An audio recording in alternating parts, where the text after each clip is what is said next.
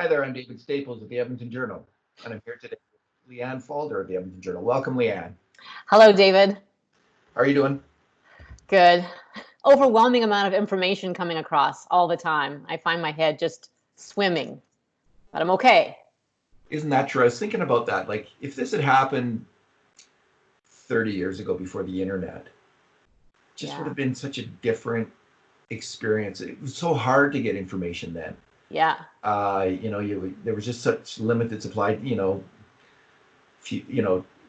guess there was cable news then, but there was lots of TV stations, 20 or 30 TV stations, but not as many publications. And now you can read what every expert is saying on Twitter. Yep. Like you can follow 50, 60, 70 different Twitter experts. Yeah. And see a lot of them, man, they do not agree. They have different, there's everything from like the ultra strict approach of Taiwan to kind of the very fatalistic approach of Sweden.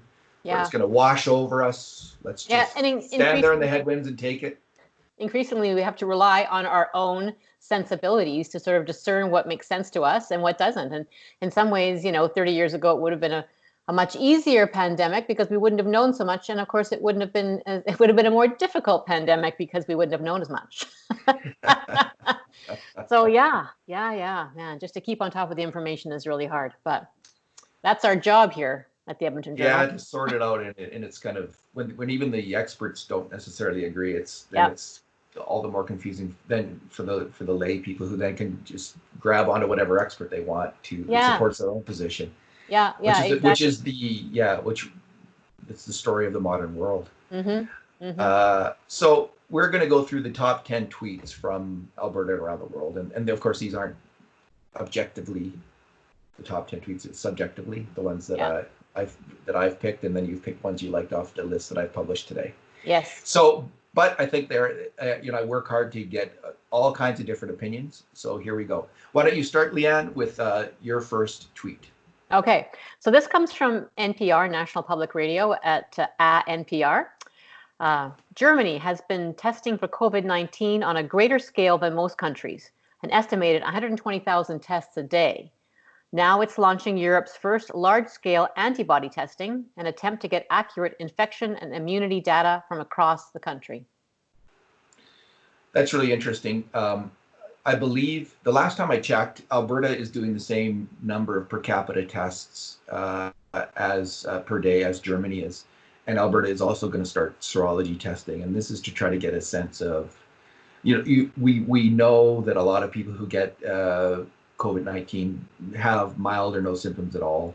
Mm-hmm. And I think, going on memory here, and there's been lots of conflicting information, I think it's about half the people who get it. So there's not really knowledge about how many people in Alberta, for instance, have had it so far. And this is really important knowledge going forward for Dr. Hinshaw and for Jason Kenney, Premier Kenney, to set the policy. So that's why they're going to do this serology testing. We're going to try to amp up, last time I checked, 20,000 tests a day by the end of May. And I think 10% of those are going to be serology tests. My first tweet is from Secretary General of the United Nations, Antonio Guterres.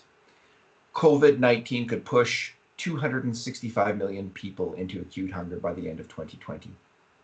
We have the tools and the know-how to defeat hunger and malnutrition. What we need is political will and commitment. We have the tools. Yeah, we were doing a pretty good job. What they tell us. Yeah, we can't shut down this is the thing, like this is the double-edged sword of shutting down the economy. There's only one way to feed these people, and that's everyone getting out and working in the food production industry. Yep. We see the issue when we try to do that at the Cargill plant in Alberta, which is now idling because there was a huge infection there. So, but if we don't keep the backbone and if we don't keep this food chain going, we are going to have mass starvation, and it's going to be felt, first of all, obviously, in the third world, in the poorest nations of the world. And I think what's unfortunate too is we're hearing a lot of there's this kind of false economy. We're hearing that you have two choices. You either have to accept mass death or mass starvation, or you have to accept the economy in tatters. And what I think we're realizing more and more is that, it's going to be very difficult to walk this line, but there isn't just those two choices, and there isn't just 245 million people who are going to starve. There are ways to ameliorate all the circumstances that we're in right now. They're going to be difficult. They're going to be slow. We're going to have to take very careful measures of where we're at before we, thrust ourselves back into the economy. But sometimes I get tired of these, very, very dire statements, which are threatening and frightening. It doesn't have to be that way. It isn't just political will that's lacking. I mean, there's a lot of political will to get stuff done right now. There's a fair amount of that going on. So I sort of object to these very dire pronouncements as if there's a simple solution to it, as if it's only political will. Well, it isn't just only political will. There's a lot of factors at play.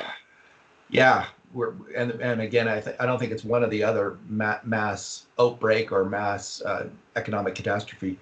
It's a balancing act between the two and trying to keep both as little as you can for both of them. Yeah. But it is definitely a balancing act. Yep. Alrighty, what's your next? Mine is from Minister Dr. Thema at Dr. Thema. We are experiencing a collective trauma. Similar to other traumas, we see a range of responses.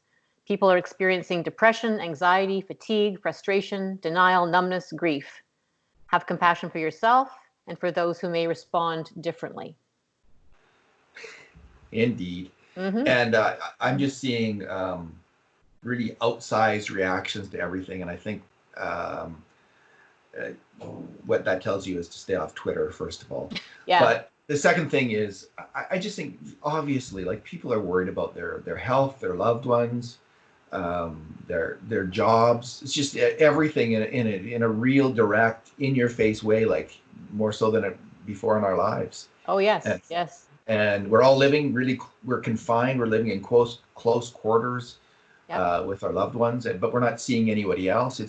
So there's a claustrophobia going on. So yeah. Yep. I think let's take it easy on ourselves. And the more I'm seeing this, Leanne, the more I see, like, partisan politics is like there has to be a debate and a clash of ideas to find the best way to go forward. But I think the people that I'm starting to put my trust in are the people who can try to be as nonpartisan as you can. Yeah. And just, what is the solution? So, like, normally Justin Trudeau would throw money at things and conservatives would normally be freaking out. But I think I'm not seeing that response. I'm seeing, like, yeah, that's the right thing to do right now. Like, you've got to do that. Yeah. And so that's kind of a healthy response. One of the healthy responses that I'm seeing is that kind of acceptance. And so there is still some politicking that goes on. I mean, Andrew Scheer has been, of course, trying to get people back into the House of Commons, and a lot of back and forth on that. So we're not, it's not absent, but it isn't as bad, and it is refreshing in that way. We don't see people taking quite as many shots as they have in the past. My next one is from Texas Governor Greg Abbott. Sorry, anyway, the way I have this set up, sometimes I move too close to the camera here. I'm scared. Texas, like Dr. Tung's 3D house. You are getting sleepy. Carry on. Sorry. Texas Governor Greg Abbott. And he says, Texas is about to open for business, and there are nearly 500,000 jobs waiting to be filled. We'll get back to work as soon as possible, and we will do it safely. So upbeat. We're a little bit behind the curve in terms of this outbreak in Alberta. Like, I think it came here after some places. I don't know where Texas is in their own curve, but I think what we're going to find is we're going to have the benefit of seeing the experiences of other jurisdictions when they open up before we do, and see how it goes. Now, because the partisanship is so heated in the United States, sometimes it's kind of hard to tell what's going on down there, because the pro-Trump and anti-Trump forces, they just hate each other, and all the news comes through those lenses. It might be hard to know what's going on in Texas, unfortunately. But we'll look for the cooler heads down there to tell us what's going on in Texas and Georgia and other places that are opening up first, and in Germany, which is probably more reliable because things are less partisan and heated there. So we'll see what's happening in Germany, who are going to open up, and I think that will be somewhat helpful. Although you can't always tell what's going to go on here, because we're not people of Texas or the people of Germany. We have our own things going on. So. Yeah. And that's what Dina Henshaw has been saying just lately too, that it's not, there's the facts and then there's the context always. And every jurisdiction is different. Every outbreak of the disease is different. She was talking about the one at Cargill. But yeah, it's a complex back and forth. So my next tweet. This one comes from Canadian radio talk show host Charles Adler. And on Twitter, he is at Charles Adler. Please don't tell me the Premier gave away all the good PPEs and replaced them with the knockoffs. So there's been a lot of criticism of this. And I know you're digging into a story right now on the making of local masks. Alberta Health addressed this criticism because Alberta gave away $41 million in PPE to the rest of Canada who were in desperate need, and we had extra supplies. So I think we definitely did the right thing there. And the Premier tried to frame it as a gift, not as kind of anything else. We're not looking for a favor, quid pro quo, but some people will see that element, and maybe that's in the back of his mind as well. The facts on the masks are these. JP Prasad of Alberta Health talked about this at length. We used to use 200,000 masks per week in our medical system in Alberta, 200,000 per week. We are now using, for medical system and frontline people, 4.2 million masks per week. So he had to ramp up in that short amount of time from going 200,000 to 4.2 million. And if all of Albertans are going to use face masks going forward, the population of Taiwan, which is 23 million, uses 10 million a day. So for Alberta, 4 million people, we're going to need, just for the population, we're going to need 2 or 3 million masks a day. Mm-hmm. If we go the Taiwan route, which I don't know if we will or not. Mm-hmm. So so Prasad, doctors and nurses are alarmed and they're worried about these new masks because they don't clip on properly to the nose. And we can imagine what it would be like to be used to really good masks, and suddenly Prasad had to go to a couple different companies he's never dealt with before, and he's getting slightly masks that people aren't used to, and inferior quality masks. So he promised he's going to work on this with the manufacturer to do better. And it's pretty impressive nonetheless, ramping up, at least getting masks, because there might not have been masks otherwise. Yeah. I think it's really important to be honest about all this, though, too. I mean, even as you said today in your story, when you have people are honest, it builds trust. So I'd rather have the Alberta government say, whoops, those masks weren't very good. We're going to try harder. And rather than denying that there is a problem, as they have done, and then you hear the healthcare workers saying, "Excuse me, it's on my face." Those are the people that I believe in these cases. So I think it's there's going to be mistakes. I just want to make sure we acknowledge them, and then pledge to do better. And then everyone has to ease up after that, right? Okay. Yeah, that's the whole thing. Just the masks they sent to the rest of Canada were the new shipment of masks. They weren't the old good masks that everyone were used to. They're the same. So. It's not like we sent off our quality stock. We just sent off what we had, and what we had was this new shipment coming in from China, new shipments, and all of our masks, 4.2 million masks per day from China. So that's something to keep in mind. Mm-hmm. All right,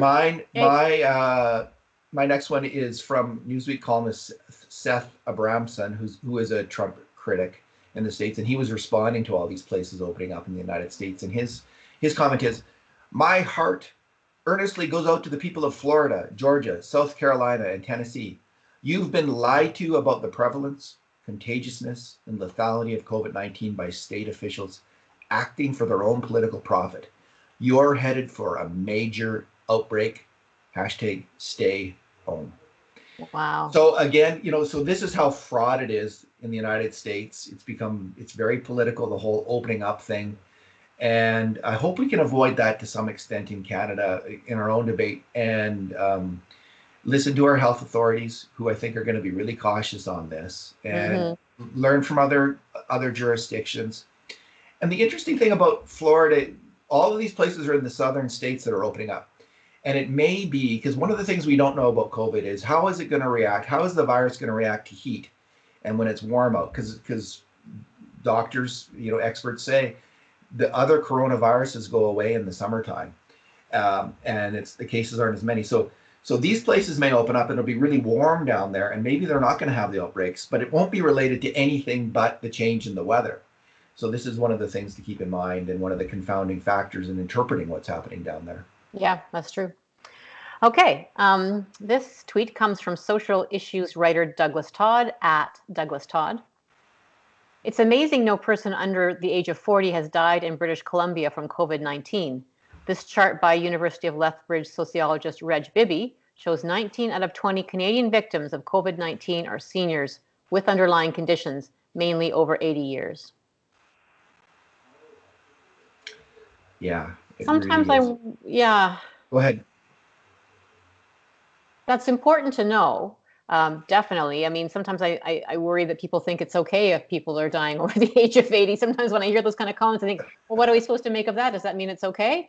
I mean, I guess it's just, if it's the truth of it, it's the truth of it.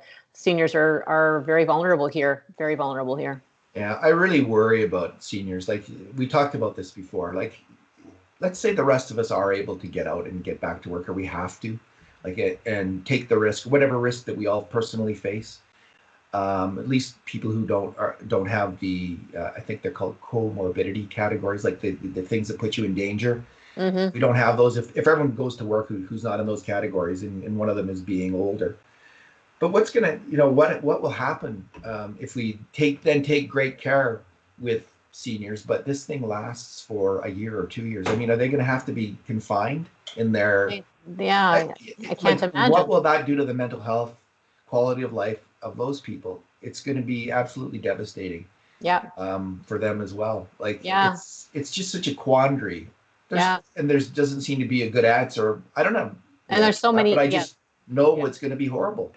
Yeah, so many individual stories and families with such a lot of variety and diversity, and no proper solution that fits for everybody. It's very, yeah. Okay, up next. Good. All right.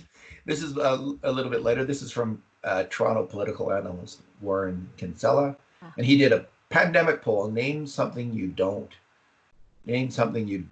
miss. So he's saying, what don't you miss from the, and he, so I won't say who said these things, but I'll just read the list of things people don't miss from before. Someone says, I don't miss the traffic. I love leaving my house and getting to work in 20 minutes instead of, it takes an hour to drive from Toronto to Toronto. Someone says, I don't miss 5 a.m. wake up time for hockey. Yep. I don't miss $1.20 per liter for gas. Do you know what the price of gas is? I haven't gassed up recently. I haven't seen about 59 cents, I think.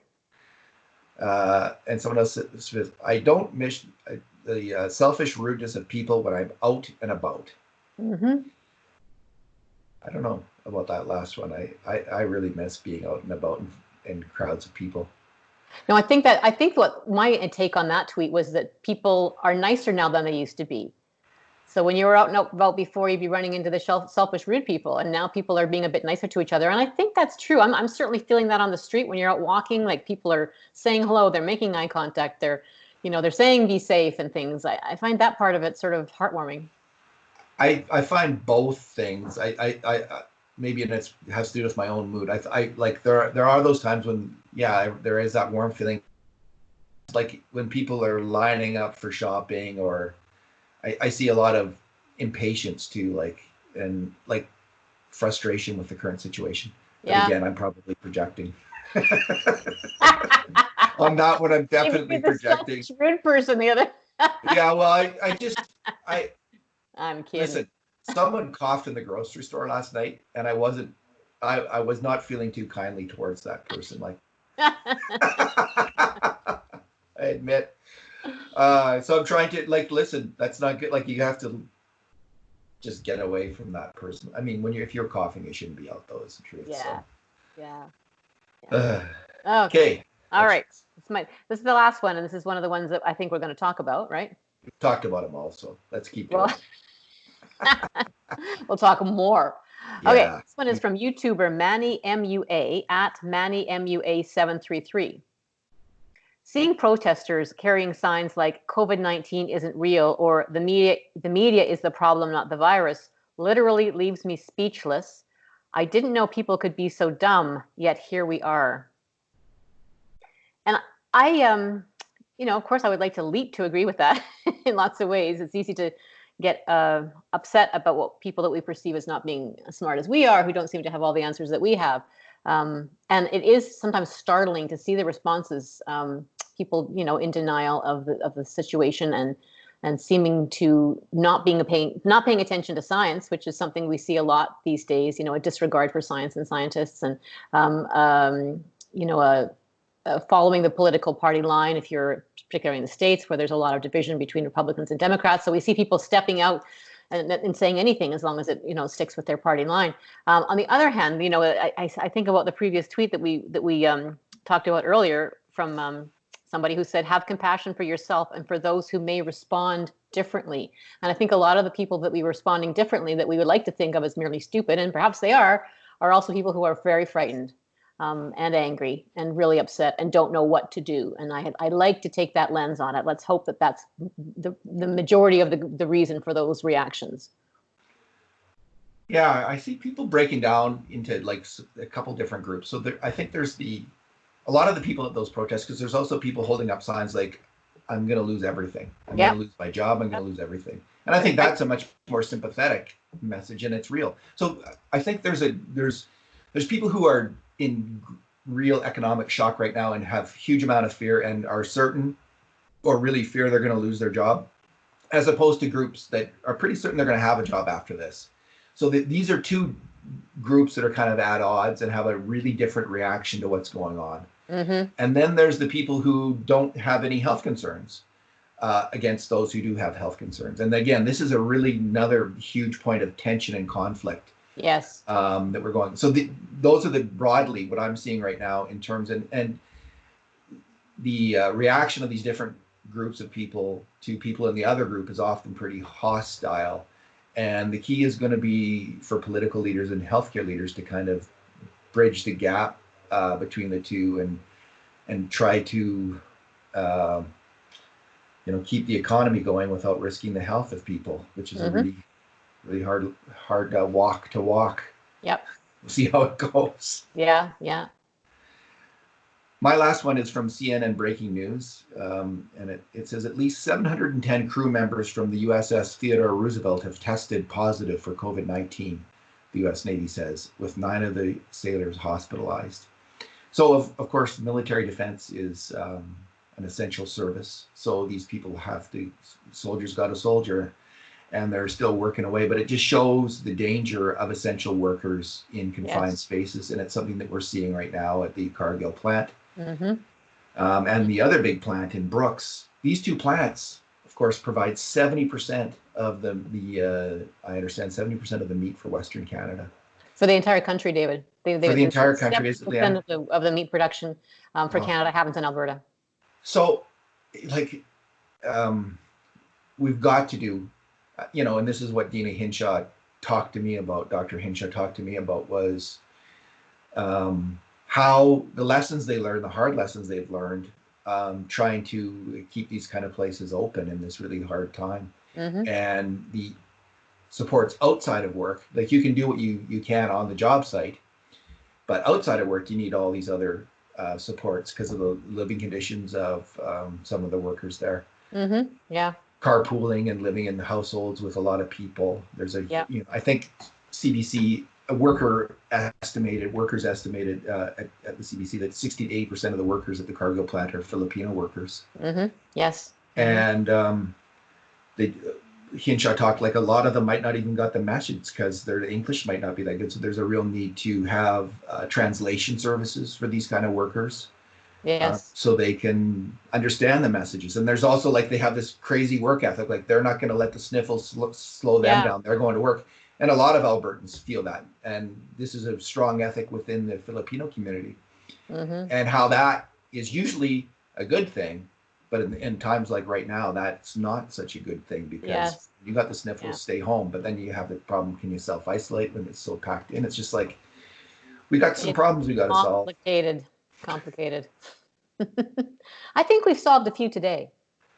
I think we're well on our way.